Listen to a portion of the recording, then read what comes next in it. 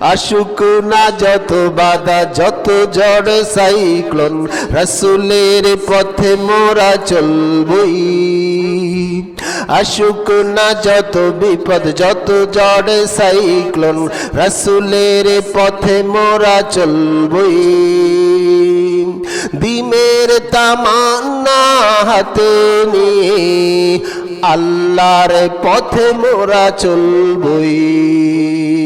আসুক না যত বিপদ যত ঝড় সাইক্লোন, ইমানের পথে মোরা চলবই। দিনের তামান্না হাতে নিয়ে আল্লাহর পথে মোরা চলবই। মুসলমান দাবি করেন, কিন্তু মুসলমানের কাঠামোগুলো আপনার কাছে ভালো লাগে না। মুসলমান দাবি করেন, আপনার কাছে মসজিদ ভালো লাগে না, মাদ্রাসা ভালো লাগে না। মুসলমান দাবি করেন, আপনার কাছে আল্লাহু আকবার ভালো লাগে না। মুসলমান দাবি করেন, আপনার কাছে আপনার ঠোঁটের ভিতরে জিহ্বার ভিতরে আপনার অন্তরের ভিতরে আল্লাহর নামটা আল্লাহর জিকির জায়গা পায় না। আপনি ইমানদার দাবি করেন, আপনি ফজরের সময় মসজিদে আজান হয়, কিন্তু ঘুমের মায়া আপনি ছাড়তে পারেন না। আল্লাহ তাআলা বলছেন তারা আল্লাহর প্রিয় বান্দা হতে পারে না। আল্লাহর প্রিয় বান্দা হচ্ছে তারা ঈমান আনার পরে আমলে সালেহা করে যারা। একটা হচ্ছে আমল, আর একটা হচ্ছে আমলে সালেহা। একটা ভিক্ষুক আপনার কাছে এসেছে, আপনি সাধ্য অনুসারে তাকে কিছু সাহায্য করলেন, এটা আমল। রাস্তা মেরামত করলেন, আপনার তৌফিক আছে, মানুষ চলতে ফিরতে পারে না, কিছু মাটি আপনি সেখানে ভরাট করে দিলেন, এটা আমল, ভালো কাজ। আপনার চোখের সামনে একটা কাঁটা পড়ে আছে, যেটা মানুষের শরীরে বিঁধতে পারে, মানুষ কষ্ট পেতে পারে, আপনি চোখে দেখেছেন, সরিয়ে দিলেন, এটা আমল। আপনার চোখের সামনে দুইজন লোক ঝগড়া লেগেছে, আপনি উপস্থিত থেকে তাদেরকে মীমাংসা করে দিলেন, এটা ভালো কাজ, এটা আমল। আপনি দেশ ও জাতির কল্যাণে ভালো একটা কাজ করেছেন, এটা আমল, ভালো কাজ। কিন্তু আল্লাহ বলতেছেন শুধু এই ভালো কাজগুলোর মধ্য দিয়ে আল্লাহর প্রিয় বান্দা হওয়া যাবে না। আল্লাহর প্রিয় বান্দা হচ্ছে তারা আমলে সালেহা করে যারা। এবারে তাফসীর কারক ব্যাখ্যা করা আমলে সালেহা কি। আমলে সালেহা হচ্ছে তা'মুরুনা বিল মারুফ ওয়া তানহাউনা আনিল মুনকার। আমলে সালেহা হচ্ছে আপনি যেখানে দেখবেন আল্লাহ বিদ্বেষী কাজ চলে, যেখানে দেখবেন আল্লাহর সঙ্গে অংশীদার স্থাপনত্ব কোনো শিরক চলতেছে, যেখানে দেখতেছেন মদের আড্ডা চলতেছে, যেখানে দেখতেছেন ইসলাম বিদ্বেষী কথাবার্তা চলছে, যেখানে দেখবেন যৌতুকের কারবার চলছে, যেখানে দেখবেন সুদের কারবার চলছে, যেখানে দেখবেন ভয়ঙ্কর সমাজ ক্ষতিগ্রস্ত হতে পারে এরকম অন্যায় অপরাধ চলছে, আপনি সেখানে প্রতিরোধ করার নাম হচ্ছে আমলে সালেহা। শত বাধার ভিতরে দাঁড়িয়ে আল্লাহু আকবার বলার নাম হচ্ছে আমলে সালেহা। ও শীতকালে প্রচন্ড শীতের ভিতরে গায়ের উপর থেকে কম্বলটার লাথি মারি দিয়া ফজর ঠান্ডা পানির ভিতরে ওযু করে মসজিদে হাজির হয় যারা, আমলে সালেহা করে তারা। নিজের কষ্টকৃত টাকা, একটা টাকা উপার্জন করতে কত কষ্ট, ওই কষ্টের টাকা আল্লাহর রাস্তায় ব্যয় করে যারা, আমলে সালেহা করে তারা। আপনার ধন সম্পদ আল্লাহ দিয়েছে আলহামদুলিল্লাহ, অনেকে আছে খাপটি মারি ধন সম্পদ গুলোরে মুঠ করে ধরে রাখে, লাগে যেন কবরে নিয়ে যাইতে পারিব। আল্লাহ কয় এই ধন সম্পদের মায়া ত্যাগ করে আল্লাহর রাস্তায় যারা ধন সম্পদ ত্যাগ করে যারা, আমলে সালেহা করে তারা। ইল্লাল্লাযিনা আমানু ওয়া আমিলুস সালিহাত ওয়া তাওয়াসাউ বিল হক। শুধু আমলে সালেহা করলে হবে না, ঈমান আনছো যারা, আমলে সালেহা করবা তারা, আর শুধু আমলে সালেহা করলেও তোমার আল্লাহর প্রিয় বান্দা হতে পারবে না। তুমি হকের উপর অটল থাকতে হবে। যত বাধা, যত কষ্ট, যত মুসিবত, যত বিপদ, যত রকমের ভয়ভীতি আসুক না তোমার জীবনে, হকের পথ থেকে এক চুল পরিমাণ তুমি পিছপা হওয়া যাবে না। যদি হকের উপরে তুমি অটল থাকতে পারো, তুমি আল্লাহর প্রিয় বান্দা হইয়া কবরে যাবে। সুবহানাল্লাহ। হযরত বেলাল রাদিয়াল্লাহু তাআলা আনহুকে উমাইয়া একমাত্র আল্লাহর নামের তাওহীদের ঘোষণা দেওয়ার কারণে মরুভূমির ভিতরে বেলালের সমস্ত শরীরের কাপড়গুলো খুলে ফেললেন। উত্তপ্ত বালুর ভিতরে হযরতে বেলালকে শোয়াইয়া বুকের উপরে বড় একটা পাথর উঠাই দিলেন। সূর্যের মুখামুখি করে বেলালকে শোয়াইয়া রাখলেন। বেলাল মরুভূমির ভিতরে হাত বাঁধা পাও বাঁধা লড়াছড়াও করতে পারে না, বুকের উপরে বড় একটা পাথর। হযরতে বেলাল আকাশের দিকে তাকায়, দুই চোখের কোনা বেয়ে বেয়ে পানি যাচ্ছে, আর জিহ্বার ভিতরে শুধু বলতেছে আল্লাহ আল্লাহ আল্লাহ আল্লাহ আল্লাহ। উমাইয়া কিছুক্ষণ পরে এসে বেলালের করুণ দৃশ্য দেখবে বলে আসে। দেখতেছি হযরত বেলাল একটু বিচলিত নয়, একটু বেলাল ভয় পাচ্ছে না, বরং সে বেলাল মরুভূমির ওই উত্তপ্ত বালির ভিতরে শুয়ে বেলাল আল্লাহর নামের জিকির করতে আছে। উমাইয়া কি করে বাবরা গাছের কাটা দিয়া হযরতে বেলালের ঠোঁটগুলোকে সেলাই করে দিতে লাগলেন।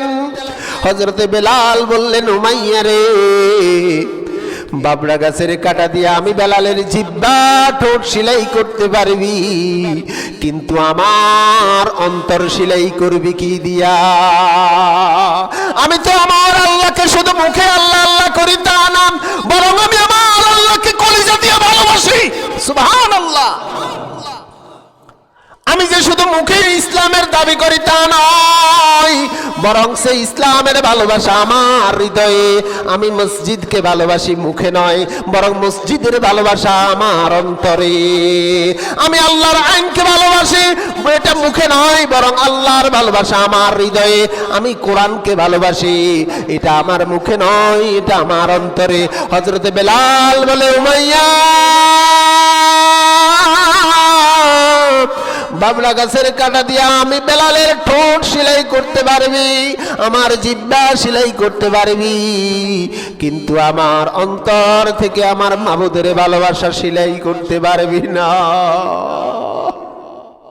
আশুক না যত বাধা, যত ঝড় সাইক্লোন, রাসূলের পথে মোরা চলবই। আশুক না যত বিপদ, যত ঝড় সাইক্লোন, রাসূলের পথে মোরা চলবই। দিনের তামান্না হাতে নিয়ে আল্লাহর পথে মোরা চলবই। আশুক না যত বিপদ, যত ঝড় সাইক্লোন, ইমানের পথে মোরা চলবই। দিনের তামান্না হাতে নিয়ে আল্লাহর পথে মোরা চলবই। আল্লাহ তাআলা বলেন, ঈমানদার হচ্ছে তারা আমলে সালেহা করে যারা। শুধু আমলে সালেহা করলে ঈমানদার হওয়া যাবে না। ঈমান যদি আনো, দাবি করতে হলে আমলে সালেহা করা লাগবে। আমলে সালেহা করলেই হবে না, বরং সে তুমি হকের উপর অটল থাকতে হবে। তোমার জীবনে যত বিপদ আপদ মুসিবত আসুক না কেন, আল্লাহর পথ থেকে এক চুল পরিমাণ পিছপা হওয়া যাবে না। সত্যের পথ থেকে তুমি দূরে সরা যাবে না। অনেকে আছে নামাজ পড়ে, হজ করে, যাকাত দেয়, কিন্তু উল্টা উল্টা চলে। যদি নামাজ পড়ার পরে নিজের ভিতরে যদি পরিবর্তন না আসে, নামাজ পড়ার পরে যদি নিজের তাকওয়া পরিবর্তন না হয়, নামাজ পড়ার পরে যদি সুদের কারবারের সঙ্গে থাকে, নামাজ পড়ার পরে যদি জানার লগে জড়িত থাকে, নামাজ পড়ার পরেও যদি মিথ্যা কথার সঙ্গে থাকে, নামাজ পড়ার পরেও যদি খারাপের সঙ্গে থাকে, নামাজ পড়ার পরেও যদি আপনার যৌতুকের সঙ্গে থাকে, নামাজ পড়ার পরেও যদি ভাইয়ের হক নষ্ট করে, নামাজ পড়ার পরেও যদি বোনের সম্পদ নষ্ট করে, বুঝতে হবে এটা 1 নম্বরে নামাজি নয়, এটা 14 নম্বর নামাজি। নামাজি হচ্ছে তারা হকের উপরে অটল থাকে যারা। ইল্লাল্লাযীনা আমানু ওয়া আমিলুস সালিহাতি ওয়া তাওয়াসাউ বিল হক ওয়া তাওয়াসাউ বিস সবর। আর যারা হকের উপরে থাকব, এই আল্লাহ তাআলা চাইতে বড় হিকমতওয়ালা কে আছে আল্লাহ নিজেও জানে। হকের উপরে থাকলে পরে শত্রু আসতে পারে।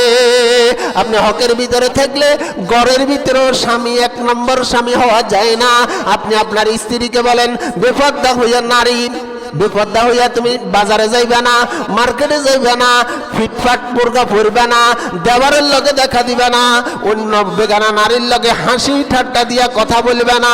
নারী তুমি যত সাজসজ্জা করবে স্বামীর সামনে, নারী সাজসজ্জা করবো কার সামনে? স্বামীর কামরার সামনে, স্বামীর সামনে যত আইব্রু আছে, লিপস্টিক আছে, ঠোঁট পালিশ আছে, নখ পালিশ আছে, আইলানা আছে, মাস্কারা আছে, যা আছে হাওলাত করিয়া নিয়ে হইল লাগাইবে স্বামীর রুমে। কিন্তু আশ্চর্যের ব্যাপার, আমাদের দেশের নারীরা স্বামীর সামনে সাজে না, দেবরের সামনে গেলে বুকে কাপড় থাকে না। এখন আপনি যদি আপনার স্ত্রীকে যদি এইসব নিয়ে বাধা দেন, স্ত্রীর কাছে স্বামী আর বালা তোর মতন আদিকালে বেড়ানি জমানা কেনে চলে তুই চোখ দাও না, অতাওগা কেনে চলে তুই দাও না। মানে হক কথা বলতে গেলেই শয়তানি চক্রান্ত তোমার পিছনে লাগবে। এই জন্য আল্লাহ তাআলা বলতেছেন হক কথা বলতে গেলে আপন ছেলে মেয়ে, আপনি যখন ঘরের ভিতরে বৌমাকে ডাক দিবেন, বৌমা এত রাত্রে ফোন করার দরকার নাই, এত রাত্রে কথা বলার দরকার নাই, সকালে ভোরবেলা উঠে যাইতে হবে, ফজরের সময় বোর রুমে গিয়ে বৌমা গো মা গো মা উঠো উঠো, মসজিদে আজান দিছে মা নামাজটা পড়ো। তখন দেখা যাবে কি বৌমা এবার আপনারা কিছু না কই বিদেশে ফোন দিব, তোর আব্বার কারণে হারানে ছুটকি এলে ঘুম যেতে মারি না, ভোরবেলায় কেনা ঘুমে ধরে, তোর আব্বাল্লায় ঘুমও যেতে মারি না, হয়তো তোর আব্বারে রাখো না আমারে রাখো, কি করিবা করো। তার মানে হলো হক কথা করলে তুমি ঘরেও আব্বা ঠিক জায়গায় থাকতে পারো না। এবারে বিদেশ টন টন টন টন টন করে ফোন আইয়ে মার কাছে কি আগো হেতনে ঘরে গা হেতনে ঘরে ধরে রেখেছেন কা তবলিকে আড়াই দেন। হ্যাঁ, আল্লাহ চাইতে বড় হিকমতওয়ালা কে আছে? আল্লাহ কা হকের পথে থাকলে মুসিবত আসতে পারবে, তবে মুসিবতে হাই উদাস না হইয়া ভেঙে না হইয়া সফর ধরে যারা আল্লাহর পছন্দের বান্দা হচ্ছে তারা। বিপদ আসুক মুসিবত আসুক যা আসুক না কেন ভেঙে না পড়ে সফর ধরে যারা আল্লাহর কাছে প্রিয় বান্দা হচ্ছে তারা। ইব্রাহিম আলাইহিস সালামকে নমরুদ আগুনে ফেলাইছে, ইব্রাহিম আলাইহিস সালাম হতাশ হন নাই, বরং সে আল্লাহর কাছে দোয়া করে, আল্লাহ আমি তোমার ইব্রাহিম এই আগুনে জ্বললে তুমি যদি খুশি হও, একবার আর দুইবার নয়, আমি ইব্রাহিম 1000 বার জ্বলতে রাজি আছি। ইব্রাহিম আলাইহিস সালাম হতাশ হন নাই, নৈরাশ হন নাই, এটা হয়তো আমার আল্লাহর ইচ্ছা। জিবরাইল আলাইহিস সালাম আসি কয়, ও আল্লাহর পয়গম্বর আপনি আমার কাছে সাহায্য চান? বলে কি লাই? বলে আপনি যদি সাহায্য চান আগুনের ফিড়ি ঠান্ডা বানাই দিব। কয় ইব্রাহিম আলাইহিস সালাম উত্তর দিল, কয় আমি তো হতাশ নয় নৈরাশ নয়, আমার বানাইছে যে আল্লাহ, আগুনের বানাইছে সে, আগুন সৃষ্টি করছে কে? কে বানাইছে? আর আমারও কে বানাইছে? তা আমার আল্লাহ যদি চায়, আমি ইব্রাহিম তার ইব্রাহিম, ইব্রাহিম নবীদের কথা লজিক কত ডেঞ্জারাস। আল্লাহ যদি চায় আগুনের সৃষ্টি আগুনের রব হচ্ছেন আল্লাহ, আর আমার রব হচ্ছেন আল্লাহ। আমার আল্লাহ যদি চায় তার ইব্রাহিম, ইব্রাহিম কার? দেখছেন কথা লজিক কি? তার ইব্রাহিম আগুনে জ্বলক, তো আমি ইব্রাহিম একবার আর দুইবার না, 1000 বার জ্বললেও কোনো আফসোস। এবারে সাথে সাথে আল্লাহ তাআলা আগুনের উপরে নোটিশ জারি করে দিলেন, কুল্লা ইয়ানারু কুনি বারদাও ওয়া সালামান আলা ইব্রাহিম। হে আগুন সাবধান, আমার ইব্রাহিমের একটা প্রশম জ্বালাইতে পারবে না, আমার ইব্রাহিমকে তুমি স্পর্শ করতে পারবে না। তার মানে হলো ইব্রাহিম আলাইহিস সালাম হতাশ ছিলেন না। হযরতে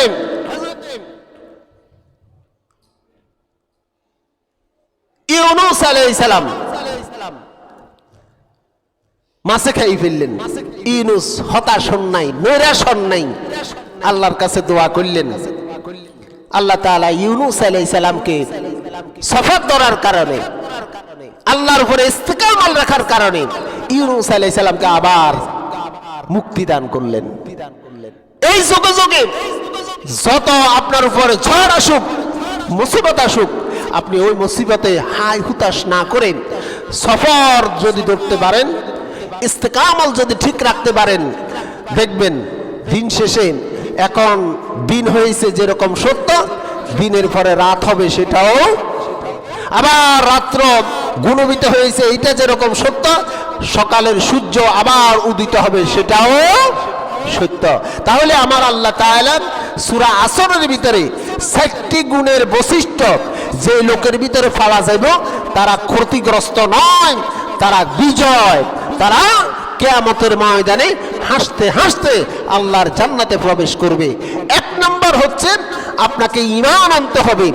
ঈমান শুধু মুখে বললাম, কাজে পরিণত করলাম না, এই ঈমানের কোনো মূল্য নাই। আল্লাহ তাআলা সূরা আসরের ভিতরে বলতেছেন, ইল্লাল্লাযীনা আমানু ওয়া আমিলুস সালিহাতি ওয়া তাওয়াসাউ বিল হক ওয়া তাওয়াসাউ বিস সবর। ঈমান আনছো, এবারে তোমার কাজ হচ্ছে, দায়িত্ব হচ্ছে আমলে সালেহা করো। আর আমলে সালেহা করতেছো ঠিক আছে, বাকিগুলো তোমার নাই। আমলে সালেহা করো ওয়া তাওয়াসাউ বিল হক, এবং সর্বদা সত্যের উপরে থাকো, সত্যের উপরে থাকো, হকের উপরে থাকো, হালাল রিজিক খাও, হারাম থেকে দূরে থাকো, তাহলে তোমার জীবন সার্থক, তুমি ক্ষতিগ্রস্ত নয়, তুমি কিয়ামতের ময়দানে আল্লাহর প্রিয় বান্দাদের কাতারে শামিল হয়ে আল্লাহর জান্নাতে প্রবেশ করবে। আর তোমার জীবনে যত মুসিবত আসুক, হায় হুতাশ না হয়ে তুমি সফর ধরো, ইন্নাল্লাহা মাস সাবিরিন। হায় হুতাশ হইও না, নৈরাশ হইও না।